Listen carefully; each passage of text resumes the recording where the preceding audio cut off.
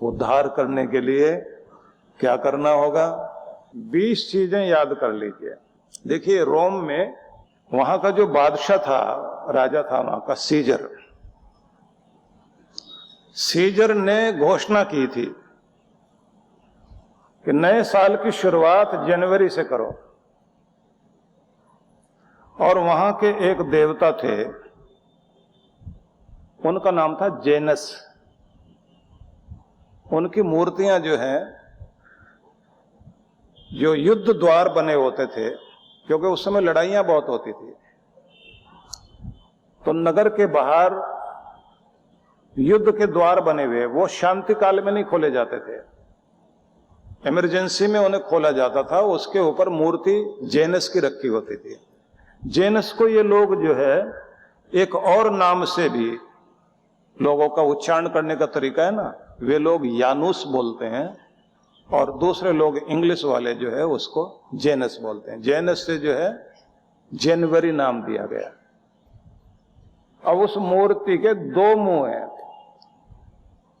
उस देवता, जेनस देवता के 2 मुख बनाए गए, एक पीछे देख रहा है, एक आगे देख रहा है। तो उसको वो कहते हैं, जो पीछे देख रहा है वो आपका पास्ट है, कि नया साल वहां से शुरू होता है। तो मनाने का ढंग भी तो इनका यही है ना, 31 जनवरी की, 31 दिसंबर की रात में मनाया जाएगा, और 12 बजे देवता की तरफ मुंह करके देखेंगे, तो उसका एक मुंह पीछे की तरफ, एक मुंह आगे की तरफ, कि ये वाला जा रहा है और ये वाला आ रहा है। जिंदगी में हर पल यही होता है ना, कुछ चीजें पीछे छूट रही हैं। आप यात्रा करते जा रहे हैं, तो यात्रा करते हुए जाओगे तो कुछ चीजें आपकी स्टेशन पीछे छूटते जा रहे हैं और नए आपको मिलते जा रहे हैं। और अगर पुराने कोई पकड़ के बैठे रहोगे तो आगे नहीं जा सकते। तो एक मुंह कहता है कि जो पीछे है ना, वहां की अच्छी चीजें साथ रखो, लेकिन पीछे में पड़े मत रहना, नहीं तो पीछे रह जाओगे। अगर पीछे को याद करते रहे, याद रहना चाहिए कि तुम्हें आगे आगे आगे बढ़ते जाना है, इसलिए मुंह आगे रखो। तो अगर आगे मुंह रखना है तो 20 बातें दिमाग में रख लीजिए। सबसे पहली बात है, जब कहा गया है उद्धरेत आत्मना आत्मानम, स्वयं को पहचानते हुए स्वयं का उद्धार करें, तो पहला पॉइंट आप सबको यहीं से पकड़ना है कि खुद को पहचानिए। नंबर 1, आप कौन हैं, आप क्या हैं, आप कैसे हैं, आप किस तरह के होने चाहिए। तो ये जरूर देख लें कि कहीं ऐसा तो नहीं कि हम शेर हैं लेकिन भेड़ बकरियों के बीच में रह रहे हैं। शेर को शेर रहना चाहिए। और मजे की बात यह है, टीम कितनी भी आपकी गीदड़ हो, लीडर गीदड़ नहीं होना चाहिए। अगर लीडर गीदड़ है तो काम खराब है। वही फौज होती है, वही लोग होते हैं। लीडर बदलते ही स्थिति बदल जाती है।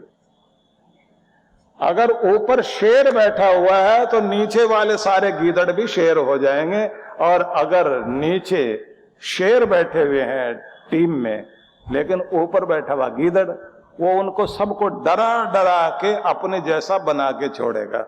इसलिए ये याद रख लीजिए, ऊपर गीदड़ नहीं होना चाहिए, शेर होना चाहिए। शेर है तो आप जिंदा दिली से जिएंगे। तो क्या समझना है आपको, कहीं ऐसा तो नहीं है हम गीदड़ों के बीच में बैठे हैं, शेर और गीदड़ बनते जा रहे हैं। तो क्या बनना है? शेर बनना है, बहादुर बनना है। और शेर अकेला ही पूरे जंगल में विचरण कर रहा होता है और देख देख के सब भाग रहे होते हैं। हाथी सारे बहुत ताकतवर है। पिछले दिनों एक जगह में चर्चा कर रहा था तो मैं ये बता रहा था कि हाथी जब खड़े होते हैं, रात में सोएंगे तो सारे सोएंगे लेकिन 2 जागे रहते हैं, वो पहरा देंगे। और शेर तो रात में भी सोया पड़ा, दिन में भी सोया पड़ा, उसे फिक्र ही नहीं है, उसे पता है ना मैं शेर हूं। और पता है तो शरीर ज्यादा बड़ा नहीं है, एक बड़ी बात है उसके पास, एक तो फुर्ती बहुत है, हिम्मत बहुत है, निडर है, जम के मुकाबला करता है। जिन लोगों के पास फुर्ती स्फूर्ति है, फुर्ती से अपने काम करते हैं, अब बिना डरे जिंदगी जीते हैं और सामना करने को तैयार रहते हैं, भगोड़े नहीं है, डरपोक नहीं है, दुम दबाकर भागने वाले नहीं है। उनके सामने कैसी भी परिस्थिति हो टकराएंगे, तोड़कर छोड़ेंगे पहाड़ को और रास्ता बनाएंगे। भले ही 22 साल लग जाएं दशरथ मांझी को, लेकिन पहाड़ काट के छोड़ा उसने। असली हीरो तो वो लोग हैं, वो जो पर्दे पर दिखाई देते हैं वो हीरे नहीं है आपके। असली हीरो वो है जिन्होंने सच में जिंदगी में कुछ करके दिखाया। निवेदन क्या करना चाहता हूं आपको, समस्याएं तो आती हैं जिंदगी में, पता तो लगता है आप अंदर से क्या हो, अंदर से मजबूत हो या शक्तिशाली, तो पहचानिए। पहला नंबर का पॉइंट हुआ स्वयं को पहचानिए, आप क्या हैं, और अपना उद्धार कीजिए। तो अंदर से देखिए आप डरपोक या निर्भीक, बहादुर या कायर, भगोड़े या सामना करने वाले, हिम्मती हो या जल्दी हौसला छोड़कर चल पड़ते हो, तुनक मिजाज हो या आप स्थिरमती हैं। जल्दी जिनका मूड खराब हो जाता है ना, इन्होंने ऐसा बोल दिया, इन्होंने पीछे से टोक दिया, बिल्ली ने रास्ता काट दिया, इसने छींक दिया, इसने ऐसे बोल दिया, मनुष्य सामने आ गया।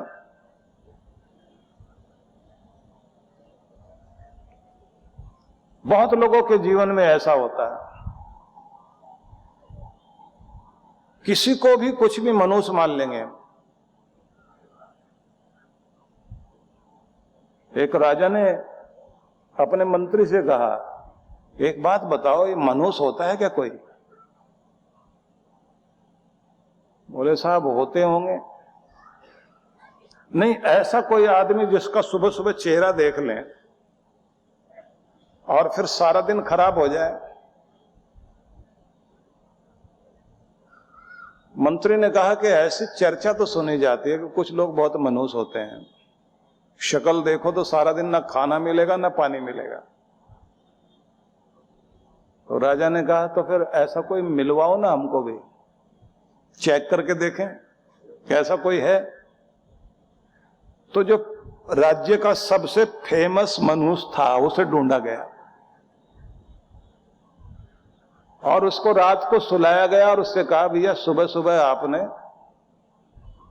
राजा को मिलना है, राजा आपको देखेंगे,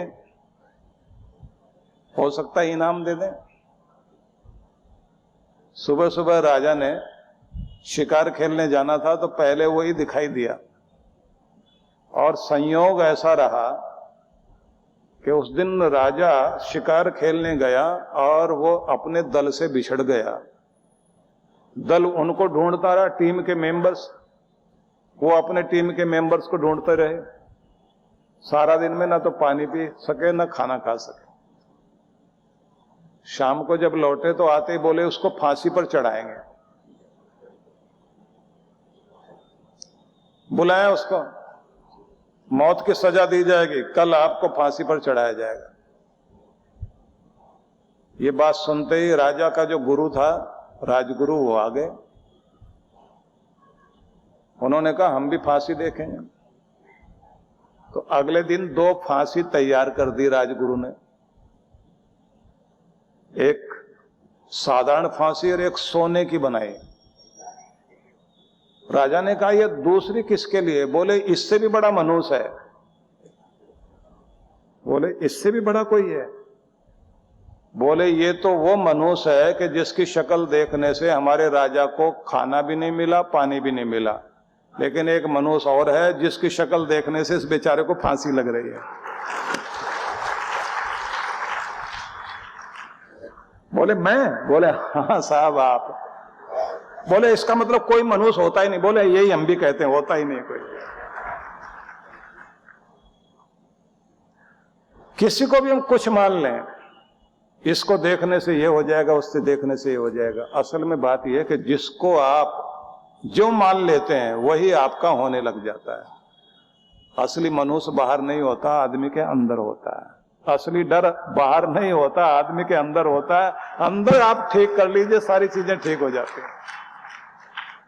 मैंने प्रयोग करके देखा, एक सज्जन थे 20-22 साल पहले, बल्कि शायद 30 ही साल हो गए। उनका नाम जबान पर आ रहा लेकिन बोल नहीं रहा हूं मैं। उनके बारे में कहते थे कि इनका चेहरा देख लें सुबह सुबह तो काम खराब होता है। और वो बेचारे जो है इतने परेशान रहने लगे कि अपने बच्चों से भी सुबह नहीं मिलते थे। तो एक दिन अपना वो दुख रो रहे थे कि मुझे ऐसे फेमस कर दिया इन लोगों ने। मैंने कहा आप मुझे मिला करो सुबह सुबह। मैं रोज उनको देख करके अपने काम पर जाता था। घर से निकले बाहर तो पहले वही मिलते थे। कभी ज्यादा टाइम होता था तो मैं उनके लिए चाय मंगवा करके पिलवाता था, क्योंकि चाय के शौकीन थे। और चाय पीते पीते उनकी आंख में आंसू आ जाते थे। बोले आप सुबह सुबह मुझे मिल रहे हैं, मेरे से तो मेरे घर वाले नहीं मिलते। और जब मैं आता था, आते ही उनको फूल देता था और कहता था आपका चेहरा देखने से आज मेरे काम बहुत बने। और सब आकर कहते थे ये सबके लिए मनुष्य है, बस आपके लिए ही बढ़िया है। मैंने कहा ये बेचारा कुछ भी नहीं है। आपने अगर इसको मनुष्य मान लिया तो ये मनुष्य है, और अगर आपने ये मान लिया कि इससे बढ़िया सौभाग्य वाला कोई नहीं है, तो इससे बढ़कर सौभाग्यशाली है भी नहीं कोई। क्योंकि आप अपने अंदर मान्यता रखते हैं, और अब तो इस पर प्रयोग हो रहे हैं। किसी डॉक्टर की दवाई पर आपको विश्वास हो जाए,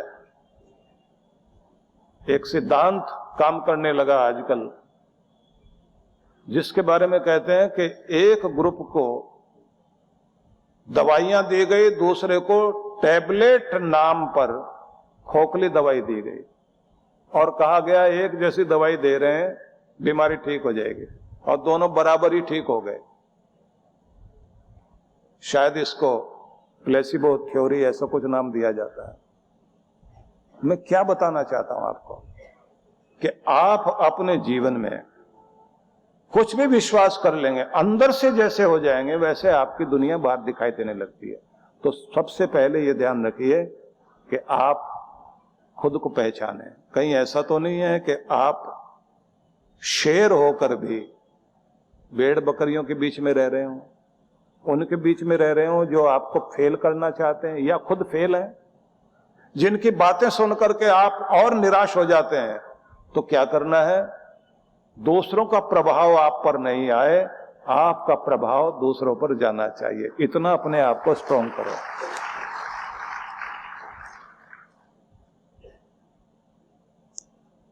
अंदर से अपने आप को मजबूत बनाए। नया सीखना, नया जानना। मस्तिष्क नया होगा तो आपकी दुनिया नई हो जाएगी। मस्तिष्क को नया बनाना तो विचार नए। नया सीखिए, नया जानिए, नया पढ़िए। अच्छी किताबें आपके पास होनी चाहिए। अच्छी संगति में बैठिए। अच्छा सुनना भी चाहिए। मुझे इस बात की बहुत खुशी है कि ज्यादातर लोग जो मिलते हैं, बहुत अच्छे पढ़े लिखे लोग, अच्छे ऑफिसर लोग, जब भी यात्रा में मिलते हैं, जब वो कहते हैं कि हम सुनते हैं, नोट भी करते हैं और हमारे जीवन में परिवर्तन आया, तो मुझे इस बात की संतुष्टि मिलती है कि चलिए कुछ लोग तो हैं जो ठीक से आकलन करते भी हैं, लाभ ले रहे हैं। और पूरे देश में, विदेश में, सब जगह लोगों का जो ये प्यार मिल रहा है, ज्यादातर लोग कहते हैं आप मोटिवेट करते हैं, प्रेरणा देते हैं। मैं मोटिवेट करने से ज्यादा आपको जागृत करना चाहता हूं, आपको जगाना चाहता हूं, आपको बताना चाहता हूं कि आप क्या हैं, अपने आप को पहचानिए। जब आप अपने को पहचान जाते हैं, बस वहीं से कहानी खत्म हो जाती है। अर्जुन को कृष्ण भगवान ने जब पूरी गीता सुनाई तो अर्जुन ने आखिर में जो बोला उसमें उसने एक शब्द ये भी कहा कि मुझे खुद की याद आ गई, खुद को मैं समझ गया हूं। नष्टो मोह स्मृति लब्धा, मेरा मोह भ्रम सब नष्ट हो गया, अब मुझे मेरी याद आ गई, मतलब मैं जाग गया हूं। तो मेरी कोशिश भी केवल एक ही है। लोगों को लगता है कि मोटिवेट कर रहा हूं, लोग इंस्पायर हो रहे हैं, लेकिन मैं चाहता हूं लोगों में जागृति आए, जागे लोग। इसलिए जो उत्तिष्ठता जागृता प्राप्य वरान निबोधता कहा गया, या उत्थातव्यम जागृतव्यम, तो उसका मतलब ही यही है कि आप उठिए, जागिए और अपने लक्ष्य को पहचानिए। यहां एक बात खास ध्यान देने की है, आपकी पूरी एनर्जी उसमें लगनी चाहिए जो आप जिंदगी में पाना चाहते हैं। परम पूज्य सद्गुरुदेव श्री सुधांशु जी महाराज एवं डॉक्टर अर्चिका दीदी जी के पावन सानिध्य में नव वर्ष का शुभारंभ नव प्रभात 2025 कार्यक्रम की रूपरेखा दिनांक 1 जनवरी 2025 नव प्रभात यज्ञ प्रातः 9 बजे।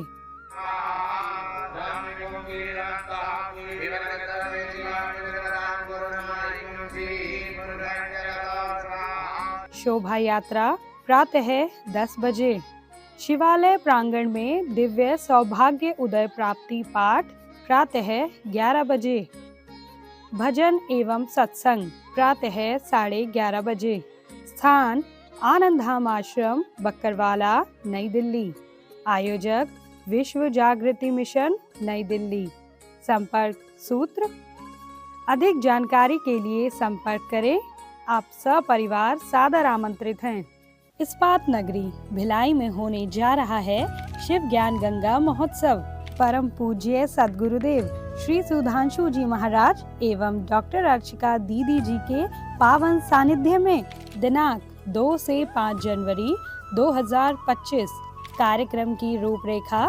शुभारंभ 2 जनवरी सायं 5 से 7:30 बजे। 3 से 5 जनवरी प्रातः 9 से 11:30 बजे। सायं 5 से 7:30 बजे। विशेष मंत्र दीक्षा 5 जनवरी प्रातः 11:30 बजे। स्थान जयंती स्टेडियम मैदान सिविक सेंटर भिलाई जिला दुर्ग। आयोजक विश्व जागृति मिशन भिलाई दुर्ग मंडल। संपर्क सूत्र। आप सपरिवार सादर आमंत्रित हैं। नागपुर में रजत जयंती के उपलक्ष्य में परम पूज्य सद्गुरुदेव श्री सुधांशु जी महाराज एवं डॉक्टर अर्चिका दीदी जी के पावन सानिध्य में रौप्य महोत्सवी विराट भक्ति सत्संग।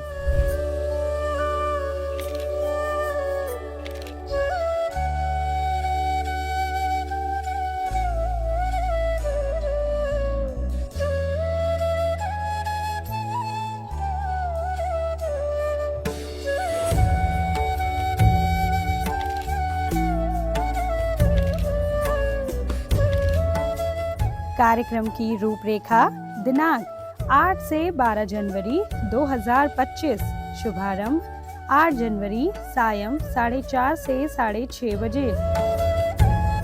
9 से 12 जनवरी प्रातः 9:30 से 11:30 बजे। सायं 4:30 से 6:30 बजे। स्थान रेशम बाग मैदान नागपुर महाराष्ट्र। विशेष कार्यक्रम गुरु मंत्र दीक्षा 12 जनवरी रविवार प्रातः 11 बजे। आयोजक विश्व जागृति मिशन नागपुर मंडल। संपर्क सूत्र। आप सपरिवार सादर आमंत्रित हैं।